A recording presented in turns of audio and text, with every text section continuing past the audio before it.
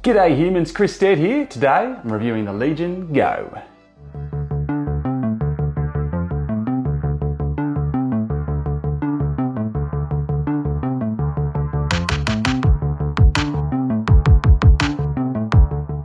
So the Legion Go is Lenovo's entry into the PC handheld gaming space. So it's up against the likes of Valve Steam Deck, also the Asus ROG Ally. Now, this is a big, just emerging space. It's a growing space. There's a lot going on in this space at the moment. And Lenovo, look, it's a brand that has earned a really good reputation in the laptop space, just for delivering quality and for really kind of pushing what the tech can do. So we're going to see here whether or not this beast can live up to the standards that Lenovo's already driven and be a winner in the PC handheld gaming space. So in this video, I'm going to take you through, I'm going to give you a good rundown of what the product offers, its specs, and give you my thoughts, 5 pros, 5 cons on where this sits, the Lenovo Legion Go. Let's jump into my review. Okay, let's jump into the top line specs here. So there are 2 versions of the Legion Go. You'll find the Z1 and the Z1 Extreme. So 2 slightly different versions. It basically comes down to CPU, GPU. So it's AMD Ryzen Z1 or the AMD Ryzen Z1 Extreme. Now, they both have 16 gigabytes worth of RAM, and I'm going to talk about that a little bit in my cons because I don't think it was quite enough.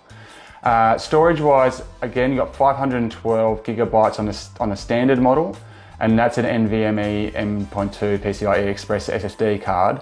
But there's also a 1 terabyte model that you can upgrade to. It does have a micro SD slot, so it can hold an additional 2 terabytes worth of space via that, should you want to upgrade and add that in. Now, displays wise, you've got an 8.8 inch 2560 by 1600 display. It's a 144 Hz refresh rate, and it's a 10-point touchscreen, and it's also at a 16:10 aspect ratio and 500 nits of brightness, a hell of a screen, and I'll talk about a bit of that in my pros, because it's definitely a pro. RDNA 3 graphics. The Z1 Extreme model offers 8.6 teraflops worth of power, which is solid. It's below an Xbox Series X and below a PlayStation 5, but only just. While the Z1 just offers 2.8 teraflops worth of power, so that's quite low. Now, it's still a lot more than a Switch. It's probably best part of triple, if not quadruple, the Switch. But yeah, it's definitely not up there with your next-gen consoles or your real high-end PCs. And the difference between the 2 models is basically less cores, less threads. So that's where you're seeing the teraflops and power difference. Now, port-wise, you've got a 3.5mm jack. You've also got 2 USB-C ports. There is Bluetooth though, so you can just connect, your headphones or a controller via Bluetooth or a keyboard even. And it does have Wi-Fi 6E as well. Now you've got 49.2 watt-hour battery. Now this I'll talk about this in my cons, but it gives you about 2 hours or so if you're running, more or less as you would use it as a gaming device. And weight-wise, 854 grams with the controllers on the side. They are detachable controllers. But most of us are going to be playing, I suspect, with the controllers attached. So that's a pretty hefty weight. In fact, it's not too far off some laptops.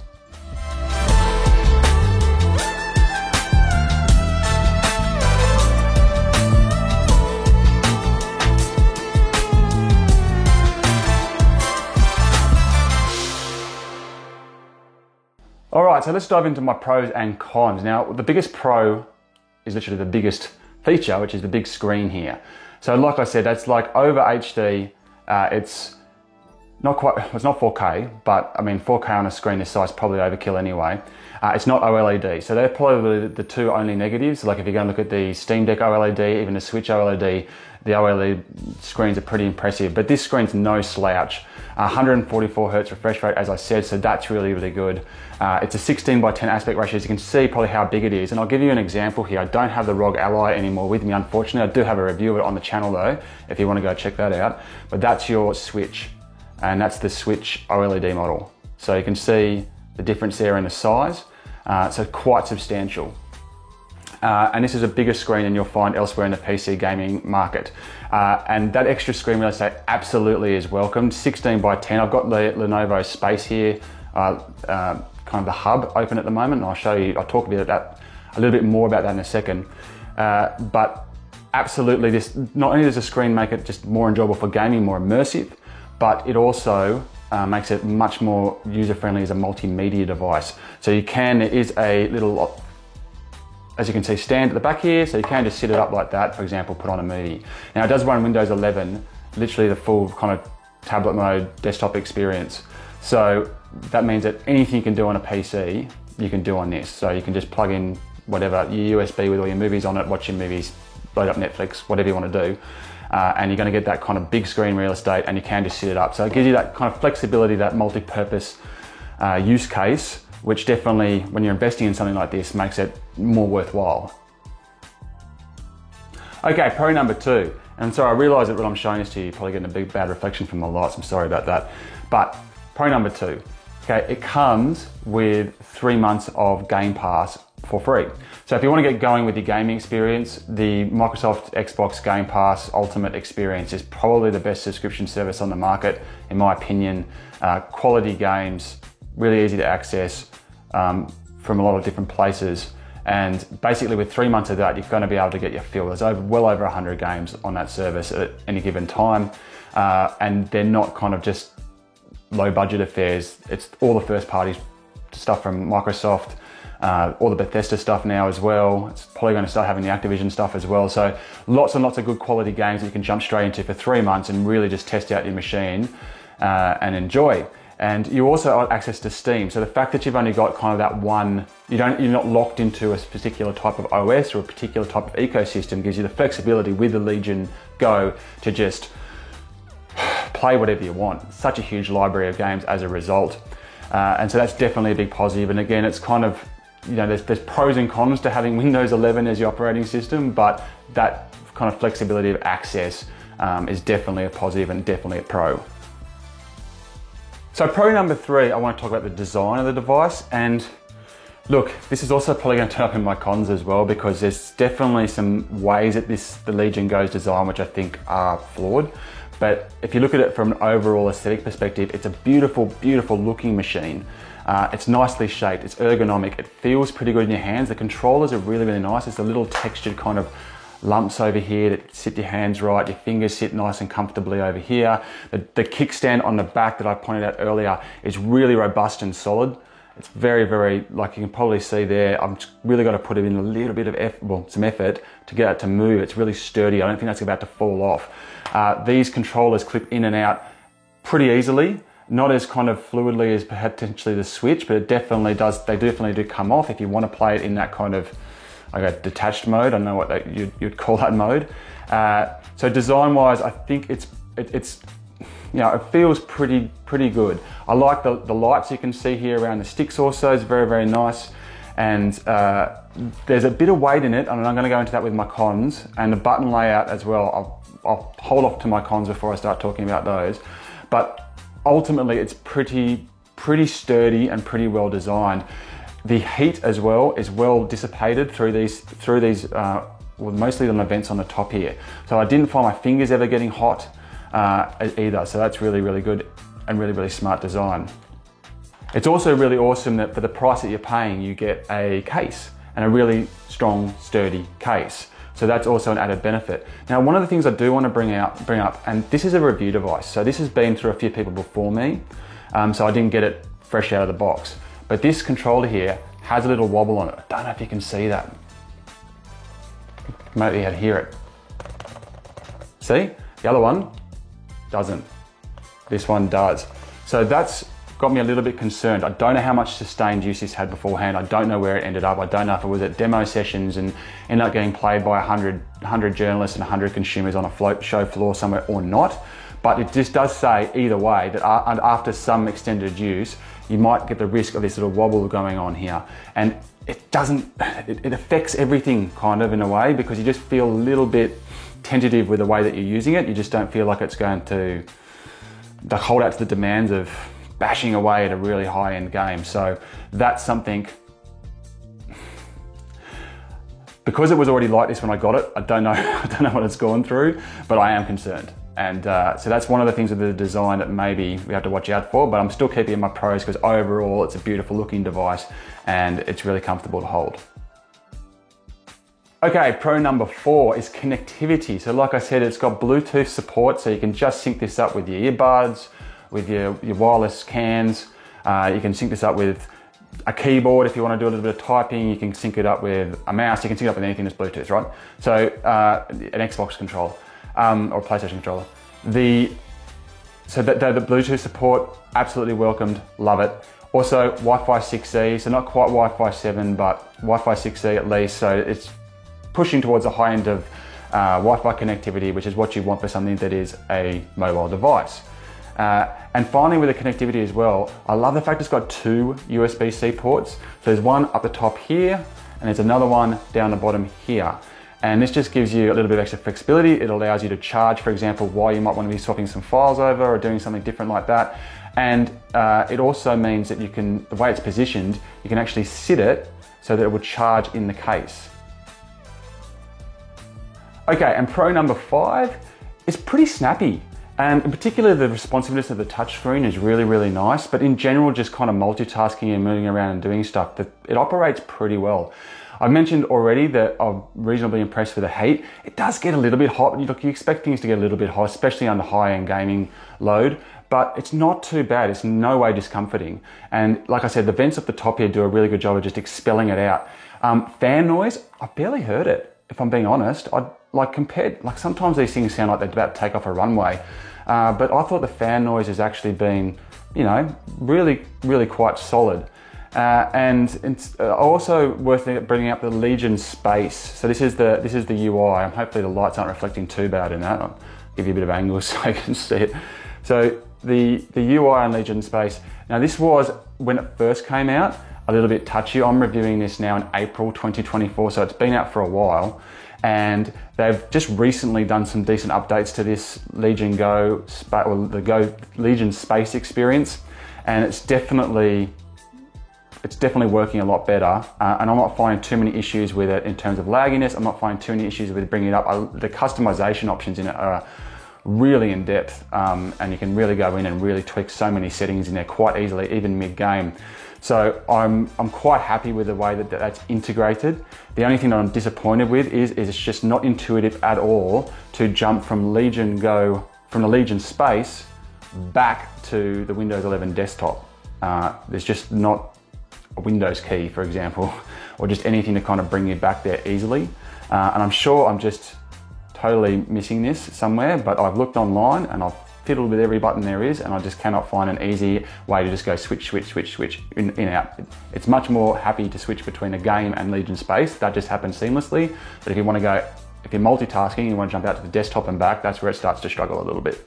But overall, the whole snappiness and the whole performance of the device, just as a device, is really good. But as I go into my cons, I have had some specific games issues. Anyway, those are my 5 pros. Let's jump into the cons. Okay, con number 1 is the weight. So it's just under 900 grams, which doesn't seem like a lot, but when you're going to sit there and play, game for a couple of hours, it does restrict the way that you can use it. Because what I found was, when I wanted to lie back and play it kind of like at this angle, if I'm lying back on my bed or on a couch or something like that, I just started to lose my grip. It just kind of slip. The weight started to get to me. If you're kind of gaming on your lap, or if you've got the kickstand out, you're looking at other ways to play, obviously it's not such a big a concern. Even just like this with my hands rested on a table, it's fine. But as soon as you want to lift your hands into the air, that weight does end up playing on you. And it was getting annoying.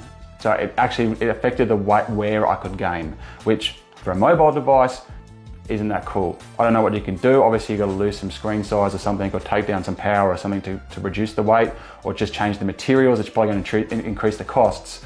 But the reality is the weight is a con. Okay, con number 2 is the battery life. So you'd be getting 2 hours maybe. Depending on how much you smash it, you can maybe get a little longer, sometimes a little less. 2 hours on average. That's for a mobile gaming device, that's really cutting it slim. For example, it's for me to commute to the city from where I am now in Sydney. You're looking at anywhere up to 2.5 hours worth of public transport. If the traffic's bad, even more. So I'm not even going to get the distance.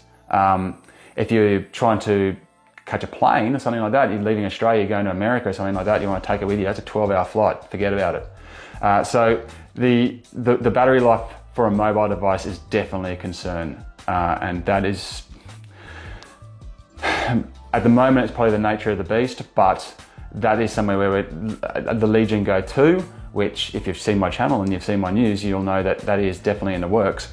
That's something they're gonna have to work on. Now for my third con here, I'm gonna go a little, I guess, against the grain. So usually with controllers and usually with gaming devices, the more buttons the merrier, right? The more places you can map stuff, the quicker you can do shortcuts and stuff on, you know, first-person shooters and so forth, the more that you can customize your experience, the better, right? I'm all for that. I'm usually all for that in every instance, except with the Legion Go. The way that the buttons are placed here on the edges and underneath, you got one there, another one there, another one there, another one there. There's all these buttons, which is great, and even a trackpad over here. The problem is that you're constantly bumping them. And this plays into the weight a little bit, and it's not helped by the little wobble I've got in this one, but the sticks and everything feel great. Like the sticks feel great, the D-pad's a little meh, but some of the button layout is just a little bit whack, and I can't believe how many times I've just bumped a button, just either because I'm trying to regrip it because the weight's getting too much, or I've just gone to pick it up, or I've just tried to adjust my body somewhat, anything like that, and I end up hitting one. And if you haven't got it mapped anything, it doesn't do anything anyway, but it's really disconcerting. And I think they needed to actually probably just trim down on them all. And I've had a couple of people on my channel in the comments talk about selling these controllers separately, so you can just buy it as a tablet, or you can just potentially just get different types of controllers, ones that are perhaps extreme for pro gamers that might want all these buttons, and one that's a little bit more stripped back for Joe Public to just kind of pick it up and play. So or Jane Public, sorry. And I think that's a bit of a con for me, is that there's just too many buttons and I'm just constantly bumping them, which is a shame, because otherwise, like, the trigger concave and everything and the pressure on it's really good. I was playing Dirt Rally before, which has got really fine finesse control. It's a very sim-like experience, as a Codemasters game can get. And I was pretty happy with all the responsiveness. There's just too much going on and I can't get my head around it all, and I keep bumping them. Con number 4 is the hard drive space. Now, 512 gigabytes on the basic model. Like I said, you can upgrade to a 1 terabyte model, but for 512 gigabytes, just nowadays, it just fills up so quickly. Like, I think I had 4 or 5 games installed and I was already maxed. And the problem with that is that a lot of the games were actually driving the demand so much that it was just not loading games. It's saying you just don't have enough space. And I think that's because the 16 gigabytes of RAM is a bit under. I think 32 gigabytes of RAM just would have given that hard drive a little bit more buffer potentially, and just, it just wants more space than it needs to run some of the higher end games, and then you don't have that much space to start with. So I think, what did I download? I downloaded Dragon Dogma 2, I downloaded Dirt Rally, I downloaded God of War, I had Amnesia, I had Forza Motorsport and Stray and Amnesia or something, and I already had to start deleting stuff to even just have those 5 games on there. So everything, you know, all of these games were pushing 80 gigabytes, 90 gigabytes, 100 gigabytes. And then some of them just wouldn't open because it was like, you don't have enough space to open this game. So I realize that when you're dealing with these NVMe M.2 SSDs, there's a big expense there. And if you're going to ramp it up, it's going to increase the cost of the device. But the reality is, if you're going to sit on 16 gigabytes of RAM and elsewhere kind of not bottleneck, but just kind of squeeze it all down into a certain price point, yeah, it starts to bottleneck when your hard drive just maxes out. So that's a con for me. And my final con for the Lenovo Legion Go is that I had inconsistencies with the ways I could get games to actually work. So like I said before, it's a snappy, it works really snappy. The responsive time of the screen's excellent. when you're just fiddling around and going between like Space and Steam and Game Pass and just mucking around like that, everything works really well. And there were certain games like Amnesia, God of War, games, Dirt Rally, where I just would load up the game and it would just shoot straight into the game and I'd be playing within a couple of minutes, you know. So like, not exceptional loading time, absolutely, not like the loading time you can get off, say, an Xbox Series X, something like that, but, you know, respectable amount of loading time. But then there are other games that would just drag on so much that I just had to give up on it. Forza Motorsport, just in the end, I could never even get it to a point of actually turning on. It was like optimizing visual files or something for 40 minutes. The battery only lasts 2 hours. It just wouldn't load. The Dragon Dogma 2, again, ages to load. And that's one on Game Pass and one on Steam, so it's not even an OS issue. It was both of them I was having problems with certain games. So I don't know where the optimization issue is there. Maybe it's with the software side of things, maybe it's because it's kind of tablet mode. Somewhere along the lines though, you're just not getting that consistent game loading experience across all the games. Other games, like I said, just load straight in and off you go. And you're like, well, why am I having problems with this other title? So there is inconsistencies there, and I don't know where the fault lies, but as the consumer, who cares whose fault it is? It should just turn on, it should just play, and especially when you're dealing with 2 hours of battery life on a mobile gaming handheld, you can't be sitting there just burning all your battery waiting for the thing to load.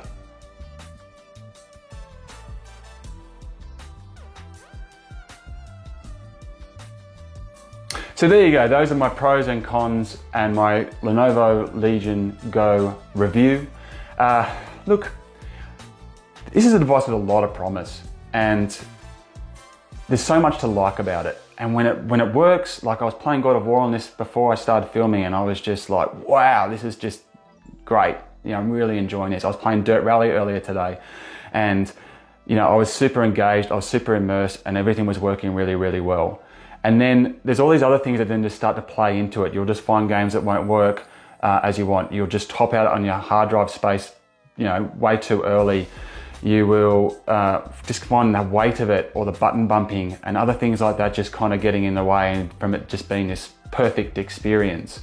Look, the PC gaming handheld space is an emerging one. It's just getting started. This is a first entry for Lenovo. As I mentioned, if you check out my channel, you'll find out that they are looking at doing a Go 2. They're also looking at further upgrades to this as well. In fact, they did tell me that the sales for the Lenovo Legion, especially in Australia, the Legion Go, especially in Australia, where we don't have easy access to the Steam Deck, have been really, really good, and that they intend to continue to upgrade and support this over the next year or so before they move into a Go 2.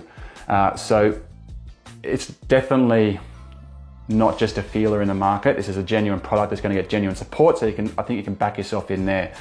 But there's too many like issues for me to just say, hey, it's a knockout. It's a killer knockout of the park. You know, it can be better, and I'm sure it will be. So with that in mind, if you are really keen for a PC gaming handheld experience, I think the Legion Go is definitely going to reward you for your investment. You are going to have a good time playing this device, as I have. I just think that when we get a Go 2 down the track and we start to see more players emerge in this space, I think some of the gremlins with this are going to stand out more. All right, anyway, thank you very much for watching. That's my review of the Legion Go. Appreciate you watching the video. Make sure you check out my other videos. And until next time, I'll check you later. You.